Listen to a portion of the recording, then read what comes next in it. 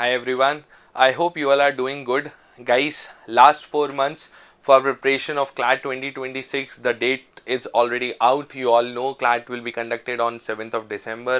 अब लास्ट के 4 महीनों के अंदर, लास्ट 4 मंथ्स के अंदर क्वांटिटेटिव टेक्निक्स को कैसे अप्रोच करना है, क्या चीज़ें यहाँ पे हमें किस तरीके से कवर करना है, क्या टॉपिक्स का फ्लो रहना चाहिए, क्या चीज़ों का ध्यान रखना है, कैसे प्रैक्टिस करें, ये बहुत सारे डाउट्स होंगे आई नो आप लोगों के दिमाग में। ठीक है, उन सारी चीज़ों को आज मैं यहाँ पे इस वीडियो के अंदर एड्रेस करूंगा। ठीक है, तो हम लोग क्या कवर करने वाले हैं, एक क्लियर कट स्ट्रैटेजी, एक clear cut road map for your preparation, starting से एंडिंग तक किस तरीके से, किस सीक्वेंस के अंदर हमें टॉपिक्स कंप्लीट करने हैं।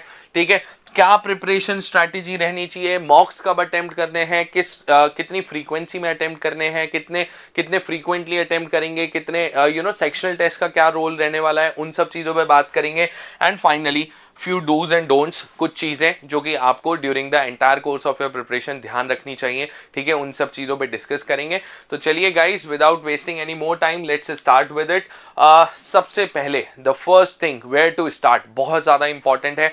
शुरुआत कहां से होनी चाहिए, अगर ये क्लियर नहीं है तो एंड गोल तक पहुंचना बहुत मुश्किल हो जाएगा। तो देखिए, हम अपनी क्वांटिटेटिव टेक्निक्स की प्रिपरेशन की शुरुआत करते हैं, स्टार्ट हम करते हैं इन 3 टॉपिक से, that is percentage, ratio and average. Okay, ये 3 टॉपिक्स आपका बेसिक तैयार कर देंगे, आपका बेस रेडी कर देंगे for your quantitative technique section. देखिए, आप सब लोगों ने देखा होगा, आपने अगर प्रीवियस ईयर पेपर्स देखे हैं, पिछले कुछ सालों के आपने सैंपल पेपर्स देखे हैं, तो आप सबको पता होगा कि लास्ट 4-5 ईयर्स से हमारे पास में केसलेट बेस्ड क्वेश्चंस आ रहे हैं। ठीक है, 2020 में हमारे पास में ग्राफ बेस्ड क्वेश्चन भी आया था। ठीक है, तो ऐसे क्वेश्चंस को आंसर करने के लिए ये 3 टॉपिक्स अब बहुत ही ज्यादा इंपॉर्टेंट हैं।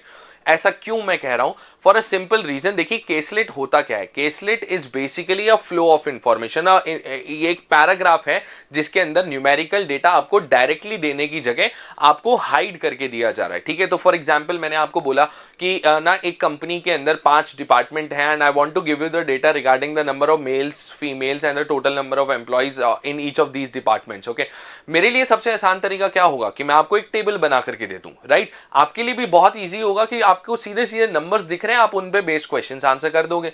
लेकिन होता क्या है, हम वहां पे डायरेक्ट नंबर्स देने की जगह आपको एक केसलेट के अंदर इंफॉर्मेशन देंगे, या फिर आपको अलग अलग ग्राफ्स को यूज करके उस डेटा को रिप्रेजेंट करके दिया जाएगा। अब आपका काम है कि वहां से आप इंटरप्रेट करें नंबर्स में, उस डेटा को, उस लैंग्वेज को बेसिकली नंबर्स के अंदर न्यूमेरिकल डेटा में चेंज करें और उस पे बेस्ड क्वेश्चंस के आंसर करें।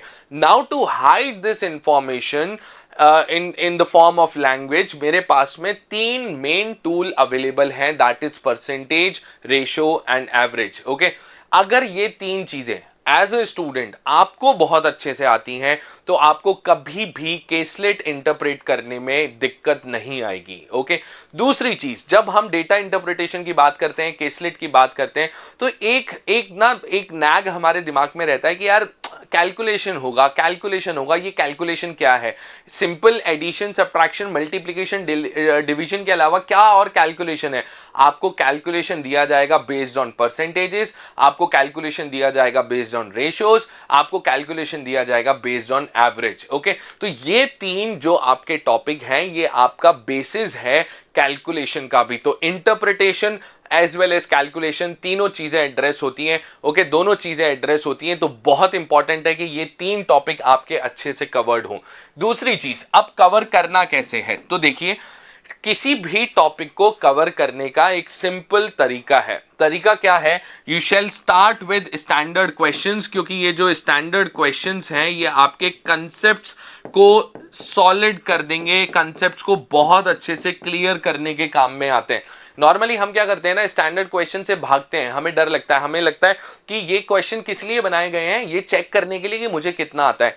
ऐसा नहीं है, आप उन क्वेश्चंस को don't consider them as a test of your knowledge, consider them as the building blocks to solve a caselet और as building blocks to solve a graph based question. कैसे, मेरा अल्टीमेट ऑब्जेक्टिव यहां पर होना चाहिए कि उस स्टैंडर्ड क्वेश्चन में जो एक फ्रेज दे रखा है, जो एक लाइन दे रखी है, जो क्वेश्चन मुझसे पूछा जा रहा है, उस स्टेटमेंट को मैं कैसे इंटरप्रेट कर रहा हूं. You have to identify the logic behind that question. Okay, if you are chasing logics तो आपको चीजें इजी लगेंगी, इंटरेस्टिंग भी लगेंगी और अच्छे से कंसेप्ट्स भी क्लियर होंगे.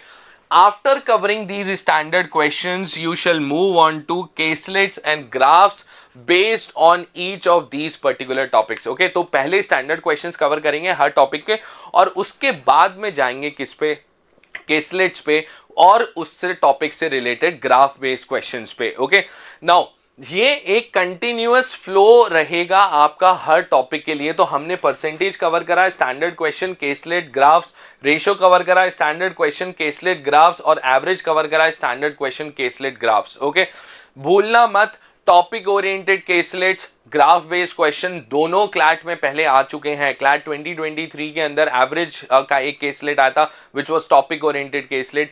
ओके, क्लैट 2020 के अंदर ग्राफ बेस्ड क्वेश्चन आपसे पूछा जा चुका है, बार चार्ट पे क्वेश्चन आया था. ओके, तो ये दोनों एस्पेक्ट बहुत इंपॉर्टेंट है. You can't limit yourself to just calculating percentages and your basic mathematical operators. Okay, आपको टॉपिक की इन डेप्थ नॉलेज होनी चाहिए. Okay, now after starting with this, once you are done with this, ठीक है, second हमारे पास में आता है एप्लीकेशन पार्ट. अब एप्लीकेशन पार्ट से मेरा क्या मतलब है, देखिए हमने अपने टॉपिक्स को 3 कैटेगरीज में डिवाइड कर रखा है. ठीक है, first is the starting point, जहां पे कि ये 3 टॉपिक जो मैंने बात करी, परसेंटेज, रेशियो और एवरेज, हम कवर कर रहे हैं. फिर हम इन्हीं के एप्लीकेशंस पे जाते हैं, यानी कि मैं बात कर रहा हूं for example topics like profit loss discount, simple interest, compound interest. अब अगर एक स्टूडेंट परसेंटेज के कॉन्सेप्ट्स को बहुत अच्छे से जानता है, ठीक है, तो उसे SICI और PLD यानी कि प्रॉफिट लॉस डिस्काउंट को इंटरप्रेट करने में बिल्कुल दिक्कत नहीं आएगी. वो इसके स्टैंडर्ड क्वेश्चंस, इसके केसलेट, इस पे ग्राफ बेस्ड क्वेश्चंस बहुत इजीली आंसर कर पाएगा. ओके, तो बहुत इंपॉर्टेंट है कि सिर्फ और सिर्फ ये टॉपिक नहीं, ये जिस दूसरे टॉपिक के अंदर इनका यूज हो रहा है, हम उन टॉपिक्स से भी फेमिलियर रहें. अब यहां पे जैसे ही मैं बोलता हूं कि परसेंटेज कर लिया तो प्रॉफिट लॉस डिस्काउंट और SICI हो जाना चाहिए, तो बहुत सारे लोग इसको ना ऐसे इंटरप्रेट करेंगे कि सर ठीक है ना, फिर परसेंटेज ही कर लेते हैं, प्रॉफिट लॉस डिस्काउंट और SICI तो डायरेक्ट एग्जाम में कर लेंगे. नहीं, बहुत इंपॉर्टेंट है कि आप उस तरीके के स्ट्रक्चर से, उस क्वेश्चन फ्रेमिंग से, उस तरीके की लैंग्वेज से फेमिलियर रहें.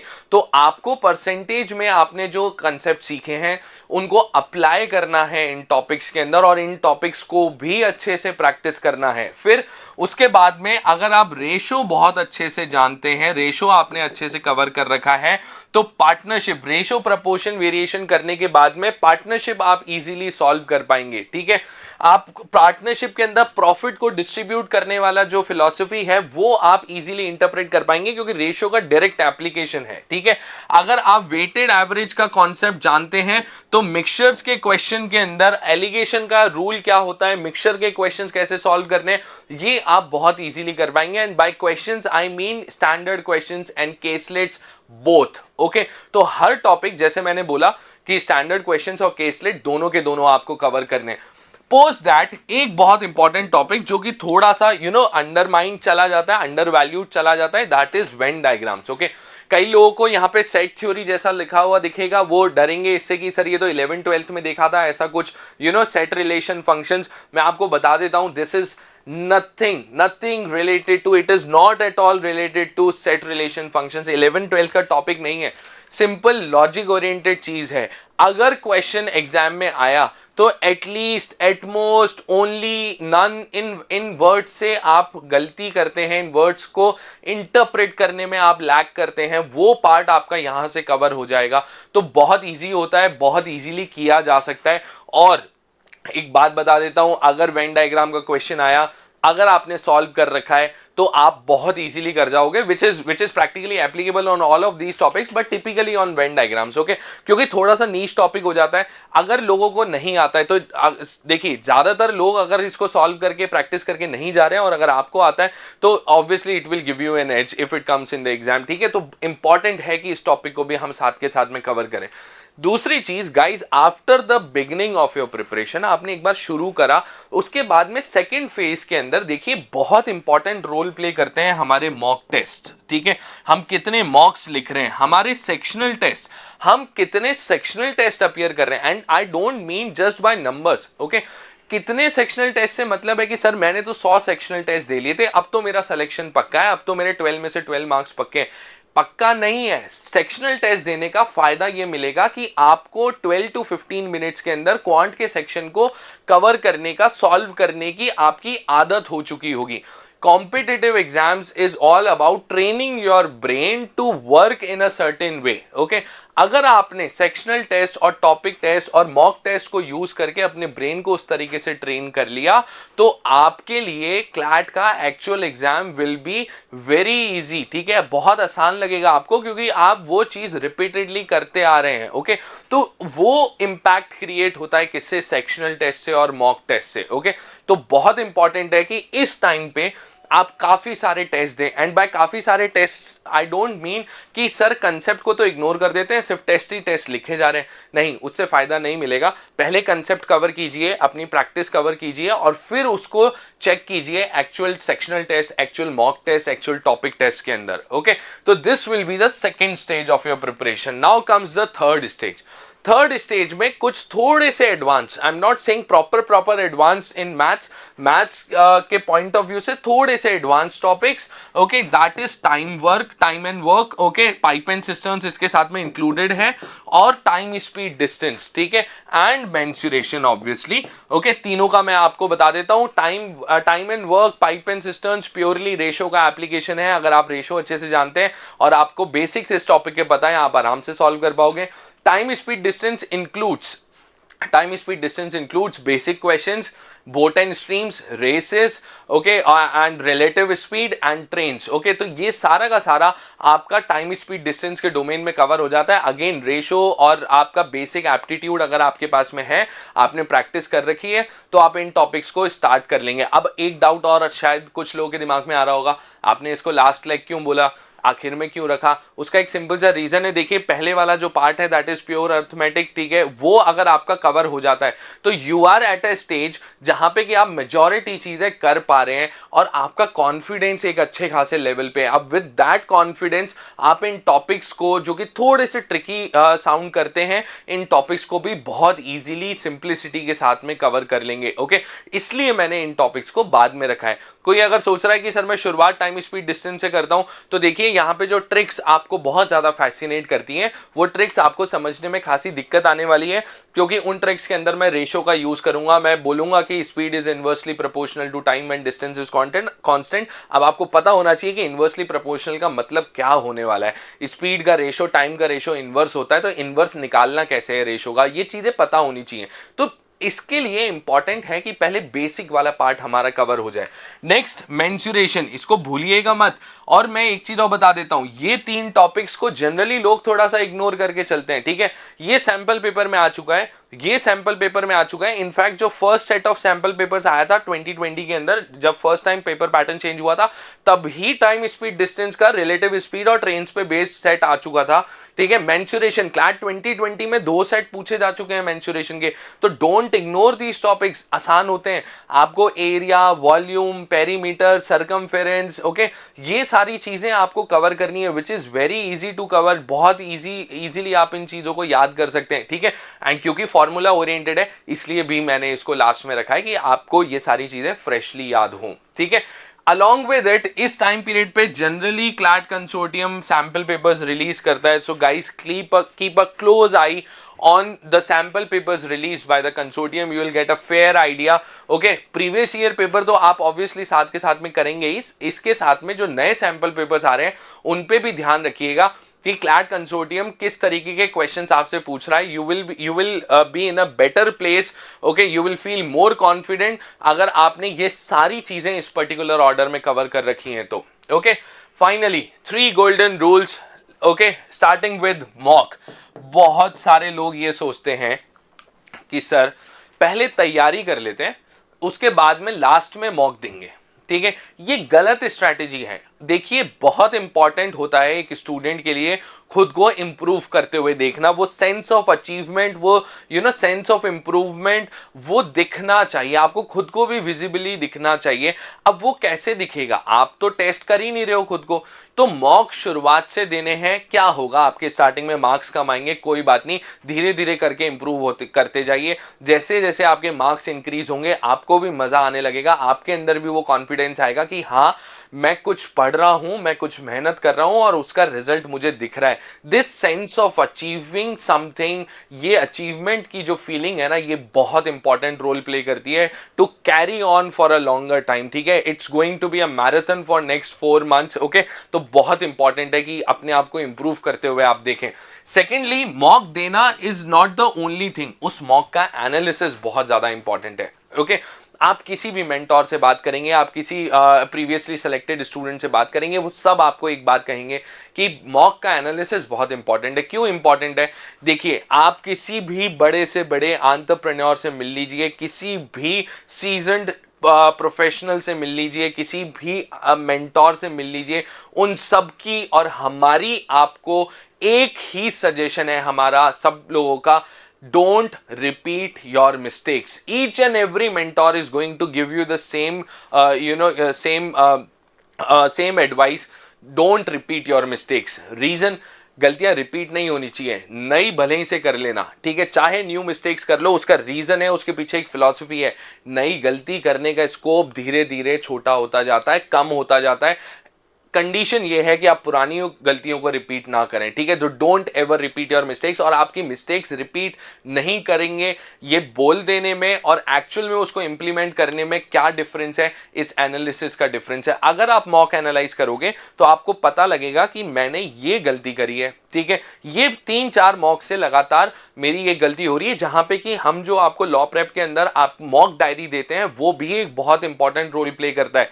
ओके, वहां पे जब आप हर सेक्शन के अंदर अपनी वीकनेस और स्ट्रेंथ्स लिखते हैं तो एक साइकोलॉजिकल इंपैक्ट क्रिएट होता है कि मॉक 1 के अंदर रेशो का क्वेश्चन गलत हुआ, मॉक 2 में रेशो का क्वेश्चन गलत हुआ, मॉक 3 में रेशो का क्वेश्चन गलत हुआ।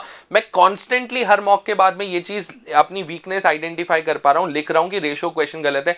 आपके अंदर से you will feel that urge to cover that topic in depth की यार ये गलत नहीं होना चाहिए। ओके, तो ये छोटी छोटी चीजें बहुत मैटर कर जाती हैं। ओके, तो एनालिसिस इज गोल्ड, ये बहुत ज्यादा इंपॉर्टेंट है। एंड फाइनली मॉक और मॉक का analysis will result in improvement. तो जैसा मैंने आपको बोला, इंप्रूवमेंट आपको दिखना चाहिए, उसके लिए इंपॉर्टेंट है कि आप मॉक अटेंड करें, अटेम्प्ट कीजिए, एनालाइज कीजिए और अपनी गलतियां रिपीट नहीं कीजिए, which will eventually result in improvement in your scores. तो बहुत इंपॉर्टेंट है, इन 3 गोल्डन रूल्स को याद रखिएगा। ओके, फाइनली लास्ट में कुछ डूज एंड डोंट्स। सबसे पहले स्टॉप पैनिकिंग, ठीक है, बहुत सारे स्टूडेंट्स इस बात से पैनिक करना शुरू कर देंगे कि अब तो सर 4 ही महीने बचे हैं, कैसे कोर्स होगा, इतने टॉपिक्स हैं, इतनी चीजें हैं।